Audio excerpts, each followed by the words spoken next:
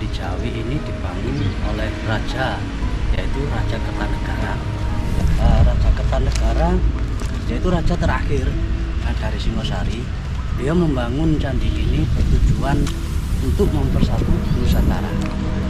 Nah, candi ini dibangun dari dualisme agama, yaitu agama Hindu dan Buddha.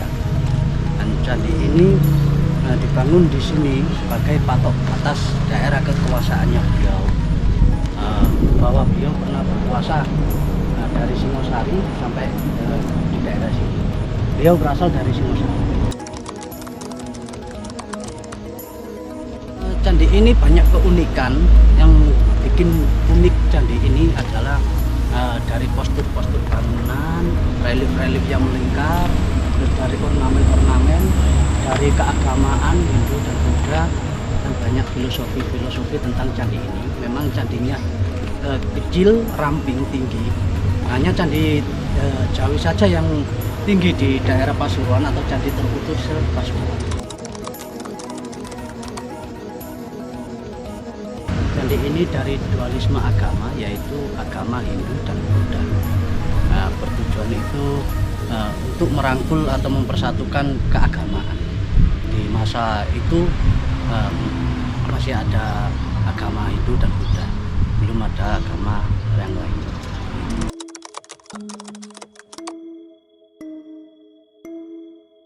Kalau yang agama Buddha itu yang ada stupanya yang atas itu melambangkan keagamaan Buddha.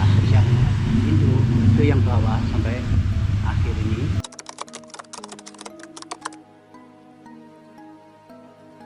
Itu namanya Kara ya. Kara itu adalah tempat-tempat arca, yaitu Nandi, arca Siwa dan lain sebagainya.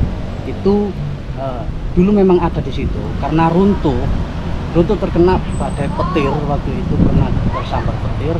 Waktu mau dibangunnya ini banyak arca-arca yang hilang atau patah atau hancur. Karena yang masih utuh dibawa ke museum informasinya, entah ke museum hutan tular atau ke museum yang ada di Trawulan. Terus sebagian yang tinggal reruntuhannya atau bongkahnya itu ada di museum kita, yaitu ruang informasi yang ada di sini.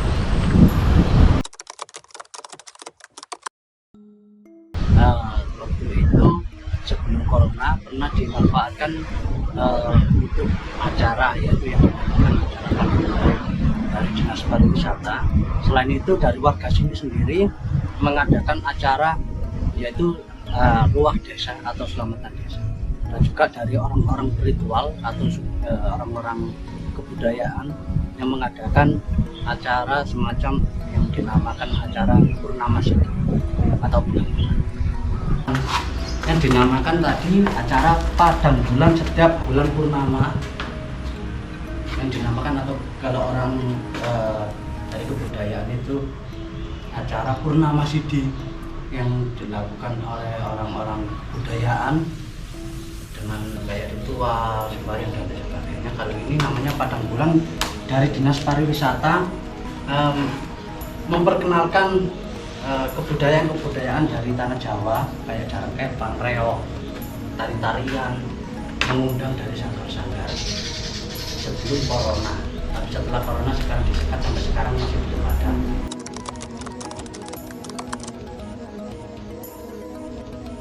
Fungsinya yaitu yang pertama sebagai tempat untuk peredam gempa fungsinya, yang kedua sebagai resapan air hujan yang turun dari langit turun ke tanah, diresap lalu keluar ke pori-pori bata merah ini. Jadilah air yang memenuhi kolam ini dibantu dengan parit atau semacam, kalau sekarang got, kalau dulu pengairan ada di sini. Dan juga sebagai tempat untuk mempercantik lingkungan candi. Candi ini pernah dinamakan yaitu berlian di tengah-tengah samudra, dikarenakan untuk menarik hati sang putri itu tadi. Nah, candi ini dinamakan berlian di tengah-tengah samudra. Kenapa kok dibilang berlian di tengah-tengah samudra? Kalau setiap bulan purnama muncul dari arah timur, pojok timur, kalau dilihat dari sebelah barat agak ke pojok ke selatan, Itu seolah-olah candi ini mengeluarkan suatu cahaya. Karena rembulannya tertutup oleh candi, samudranya itu mana? Ya ini, parit atau kolam yang mengelilingi candi. Nah, itu bata merah itu dengan cara digosok. Dengan cara digosok atau dikasih air terus digosok sampai mengeluarkan butiran-butiran, akhirnya dibiarkan sampai mengering satu persatu, akhirnya jadilah seperti ini medianya. Kalau sekarang memakai semen atau batuan pelekat. Kalau dari batu andesit itu main tumpak atau main kunci-kuncian. Kalau di depan candi itu ada namanya Candi Perwara, yaitu anak candi berfungsi atau bertujuan waktu itu waktu zaman era kekerajaan itu sebagai tempat untuk penyambutan atau sebagai tempat untuk menaruh sajen atau tari-tarian dan sambutan. Kalau resi atau sesepuhnya mau naik ke atas atau resinya itu disambut dengan tarian atau sajen-sajen yang ada di situ atau gendingan dan lain sebagainya.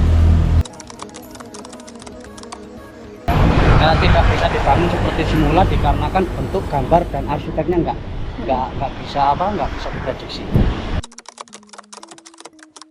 Candi ini yang tadi saya bilang dikelilingi oleh relief yang mengelilingi candi itu kebanyakan menggambarkan kehidupan di masa lampau, dan juga banyak para wanitanya yang sedang melakukan aktivitas, yang sedang berangkat untuk melakukan iring-iringan, ada yang melakukan ritual atau ibadah yang sedang menuju ke tempat ibadah seperti itu. Dan juga tentang pepohonan, yaitu menggambarkan tentang kehidupan atau kesuburan di masa lampau yang berada di daerah sini. Dan ini rumah joglo, kita yang ruang informasi menyontoh yang ada di sini. Kebanyakan rumah joglonya dan ruang informasi itu kita menyontoh dari gambar-gambar ini untuk perpaduan, biar di sini ada rumah joglo, di candi ini juga ada, tapi yang lebih baru yang mau direnovasi sekarang. Kalau sudah membaca relief ini, ceritanya itu agak simpang siur. Para arkeolog pun agak kebingungan membaca relief ini, dikarenakan relief ini dibaca hanya sebagian atau separuh. Yaitu tadi nggak bisa berkata terlalu banyak saya, yaitu simpang siur gitu saja. Banyak orang yang mengartikan banyak versi, banyak cerita tentang relief ini.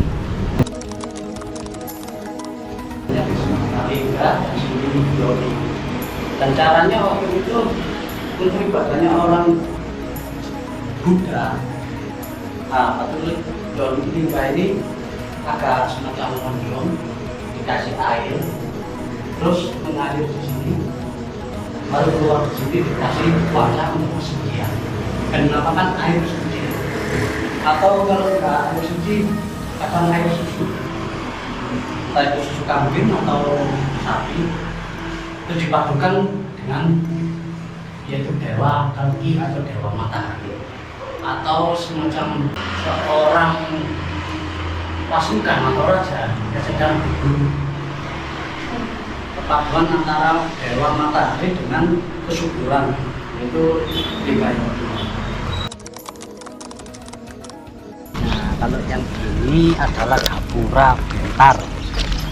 Apa artinya bentar? Yaitu gapura yang mengelilingi candi atau lingkungan candi ini, semacam tembok pembatas area candi ini. Yang ini penerusan dari era Majapahit, dominan atau identik dengan batu bata merahnya. Dan perpaduan diteruskan oleh era Majapahit, waktu era Singosari diteruskan era Majapahit. Ya, ini perpaduan antara Majapahit dan Singosari. Kalau ini dari Majapahit. Kalau dari era Singosari itu identik dengan batu andesitnya, terus di bawahnya ada batu bata merahnya, yaitu perpaduan.